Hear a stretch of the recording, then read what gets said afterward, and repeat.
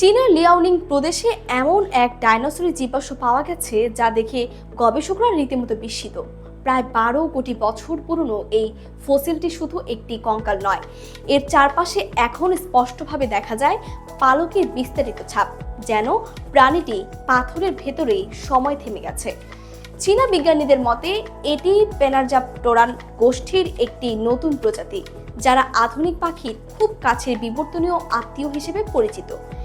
এই আবিষ্কারটি প্রকাশিত হয়েছে বৈজ্ঞানিক জার্নাল ভার্টিব্রাটা পেল এশিয়াটিকাতে।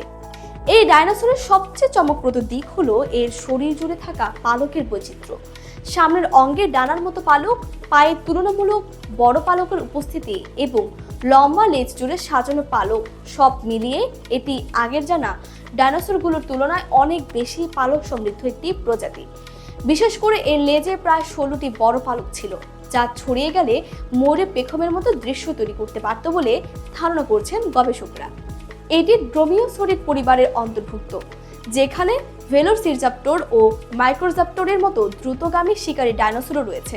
অর্থাৎ এটি ছিল একদিকে চটপটে শিকারী, আবার অন্যদিকে পালকে ঢাকা এমন এক প্রাণী যার চেহারা আধুনিক পাখির সঙ্গে অনেক বেশি মিল রাখে। বিজ্ঞানীরা বলছেন এই আবিষ্কার ডাইনোসর থেকে পাখিতে বিবর্তনের ধাপ বোঝার ক্ষেত্রে নতুন গুরুত্বপূর্ণ তথ্য দিতে পারে।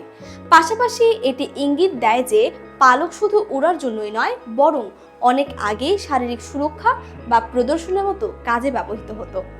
সব মিলিয়ে এই ফসিল শুধু একটি নতুন প্রজাতির পরিচয় নয়, বরং কোটি কোটি বছর আগের পৃথিবীতে ডাইনোসরদের জীবন কতটা বৈচিত্র্যময় ছিল তারই এক জীবন্ত প্রমাণ।